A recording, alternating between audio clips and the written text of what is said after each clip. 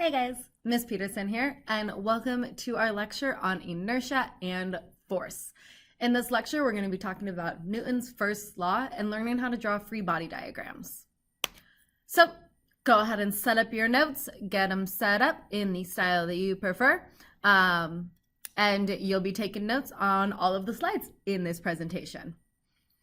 Starting with, what is Newton's first law? So Newton's first law says that an object at rest will remain at rest, and an object in motion will remain in motion, unless acted upon by an unbalanced force. Okay? Note that it is specific to an unbalanced force. It is not just any force that can cause something to be in motion. It has to be an unbalanced force. Newton's law basically says that if the net force is zero, then the acceleration is zero. Okay? Now, note that does not mean that the velocity is zero, just the acceleration, the change in the velocity. If you don't have a net force, you're going to remain at a constant velocity. Whether that constant velocity is super, super, super fast, whether it's super duper slow, or whether you're at rest and that constant velocity is zero. Okay? Now, this is often called the law of inertia. So, what is inertia? Inertia is a measure of an object's ability to resist changes in motion. Basically, an object's ability to resist acceleration. If you have more mass, okay, mass being the amount of matter contained in an object, you're going to have more inertia. It's a lot easier to stop a little Prius versus stopping a semi-truck, okay? When you have more mass, you have more inertia. Okay, it's easier to stop a basketball versus a bowling ball, things like that. Now, sometimes you'll hear the words inertial mass versus gravitational mass.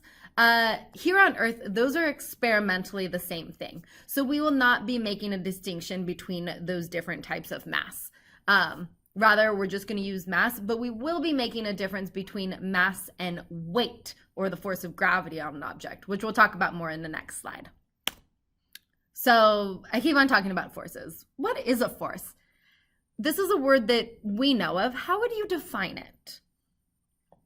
So in physics, a force is defined as a push or pull resulting from an interaction between two objects. Okay, and that's kind of the important part here. In order for us to have a force, there has to be an interaction between two objects. Okay? Now, the units that we use for force is a Newton, capital N, named for Sir Isaac Newton, where 1 Newton is actually 1 kilogram meter per second squared. So then you can kind of see that it is a mass, kilograms, that is accelerating, meters per second squared. So 1 Newton is the amount of force needed to accelerate 1 kilogram at 1 meter per second squared. Also, just so you guys are aware, 1 Newton is equal to 2.2 pounds if we are comparing force of gravity and how we normally measure weight or our mass. Now, again, net force we'll use a lot. We use F sub net for that, and it is the sum of all of the forces acting on an object. Also important to point out, I didn't write it here in the notes, but a force is a vector. Okay, so it has magnitude and direction. So we're going to have to take that into consideration when finding our net force. And our net force is our one that causes the acceleration. So let's talk about some common forces. The most obvious ones are contact forces. Forces due to a contact between two objects, such as an applied force, your standard push or pull. Okay, that's an applied force. Now, another one that we'll talk about a lot is the normal force. So let me explain what the normal force is. Okay, if I jump, okay, gravity is going to pull me back down to the floor, right? Okay, and gravity always pulls me down to the floor, right? Yeah, gravity always down to the floor. Wait a second.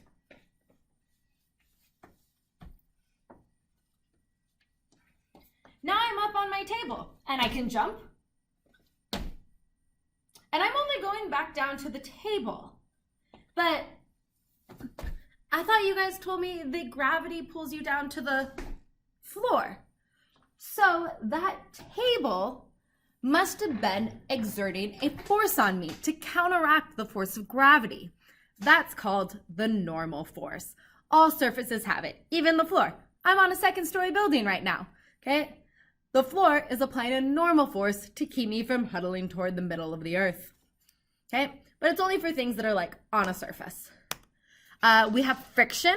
Friction is the force that opposes motion along a surface. It's why it's hard to get things moving, what causes things to slow down and not just continue on forever and ever. Tension, we'll talk about a lot. That is the force in a string or a cable, or even something like a rubber band. Whenever there's a force that is like transmitted through a string of some sort, we call that a tension force. There's also other forces such as air resistance. If you have a spring, we call that a spring force, and things like that. But these top three are kind of the main ones we're going to be using, and we'll see force of tension pretty regularly, especially in some of our interactives that we're going to be doing. Now, you might be looking, what about gravity? Okay, gravity is definitely a force, and gravity is called a field force, sometimes called action at a distance forces, because we're not always interacting directly via contact with the Earth when gravity is acting on us. We're actually interacting with Earth's gravity fields, okay? Now, another word for the force of gravity acting on you is your weight, okay? So while weight and mass are not the same thing, weight and force of gravity are the same thing. The way that I like to explain it is if I go to the International Space Station or to the moon has a lot less let's go to the moon. The moon has a lot less gravity. So I'm gonna weigh less. I'm not gonna have any less mass, okay? The amount of matter in my body has not changed, but I will weigh less because the force of gravity on me is less, okay? Now, there are other types of field forces, such as electrostatic fields. That's the force between two charges, like positive and negative charges that attract each other, or two negative charges that repel each other. And magnetic forces. We've all played with magnets and seen magnetic forces act on objects that they are not directly in contact with. I have my buckyballs here that will definitely interact and move each other in that magnetic force, okay? But those are field forces, okay? So contact forces, due to direct contact, field forces are action at a distance. But no matter what, there always has to be an interaction there, okay? So how do we talk about all of these forces, okay? Throughout this unit and the rest of this year, really, we're gonna be drawing free body diagrams. Now, free body diagrams, or FBDs, is a model that shows all of the forces acting on an object, okay? Basically, we're gonna represent the object and then use arrows to represent those force vectors.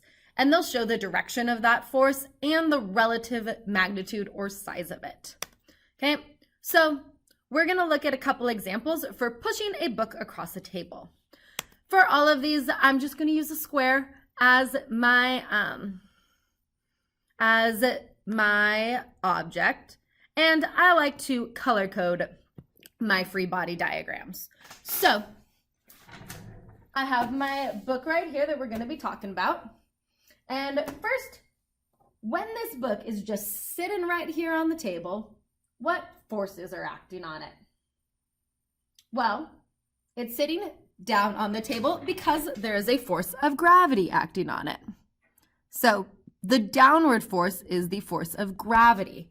And then what did I say was the force that opposes gravity on a surface? Okay, that is the normal force. And I like to use red for that because, you know, it's opposite of blue. So F sub n for the normal forces. And these two arrows should be about the same size because, or they should be exactly the same size because those forces are balanced and equal. The book is not moving, okay? Now, I'm going to take that book and I'm going to push it to the right. Hopefully it's to the right on your guys' screen. I'm going to push it. So while I am pushing it, what forces are acting on it? Well, we still have the normal force. That one didn't go away. It's still on a surface, and gravity didn't all of a sudden go away. So we still have the force of gravity, but now I'm applying a force to it. I am pushing it. And for that, we call that an applied force, okay? And that's my one that's winning. So I'm going to draw that arrow bigger, okay? Force P for a push or force applied. What other forces are acting on it? Are there any other ones? Well, we have friction, okay? This book doesn't just slide with a single little tap. I have to give it some push because I have to overcome the force of friction. But I'm going to draw that arrow a little bit smaller because it is, accelerating in the rightward direction, meaning the push force is bigger than the force of friction, okay? Now, what about, okay, see I gave it a push, and what about that sliding time? So it doesn't stop as soon as my hand leaves it. It still keeps on sliding for a while. What forces are acting on it then? Okay. Now, this one can get a little bit confusing because we often think that in order for something to be moving to the right, there has to be a force to the right. But that's not true, okay? Forces determine acceleration, not motion. My hand had given it some initial velocity, but while it's sliding, friction is what's causing it to slow down. My hand isn't interacting with it anymore, so there's no more of that push force. It's just friction that causes it to slow down and stop. And then, of course, we still have that normal force and the force of gravity. Okay? Okay, cool? Okay, cool. We'll be doing lots more practice with free body diagrams this unit. So yeah, let me know if you guys have any questions. Okay, cool? Okay, cool.